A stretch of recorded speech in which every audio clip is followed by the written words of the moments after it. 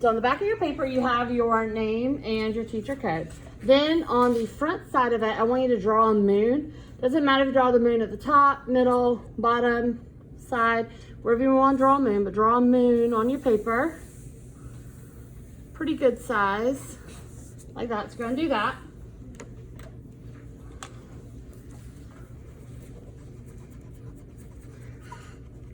Then you are going to have paint that has black and white. You're gonna have a plate that has black and white paint on it, and you're gonna have a paintbrush. We are not using water for this.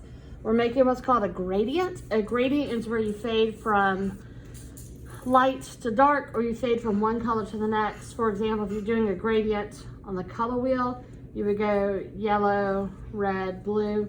We did a gradient when we did our cityscapes. If you remember doing that, if you were doing virtual school, we did a cityscapes and we faded from one color to the next. Well, now we're gonna do a gradient using black and white.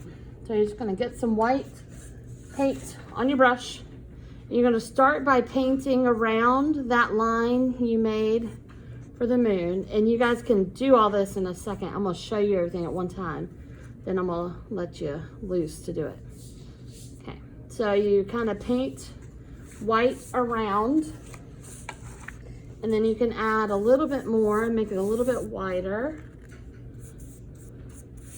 And then you're gonna go back in. You basically just do the white until the paint is mostly out of the brush, like there's just a little bit left. You're also gonna have this color piece of paper underneath your white. That's so we don't get paint on the table. So you can get paint on the color paper because you're gonna wanna paint all the way to the edges. Then you get just a little bit of black paint on the end of your brush. And then you're gonna come in here where you drew the line for your moon, and you're gonna paint this circle around the moon, and it's gonna turn into a gray when the black and white mix. And again, we're not using any kind of water. This is a liquid tempera paint, so it's already wet. And you're just gonna keep adding black. You don't really need to add any more white to this unless it gets too dark for what you want. But you already painted white on my paper, so as I'm adding the black to it, it's blending to make gray. And you'll notice I am blurring my edges.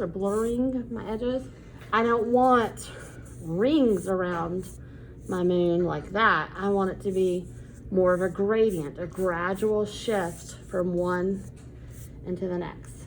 And you will just keep doing that until it gets all filled in. Essentially, your corners will be black, and then it'll fade into gray, and then the middle is white.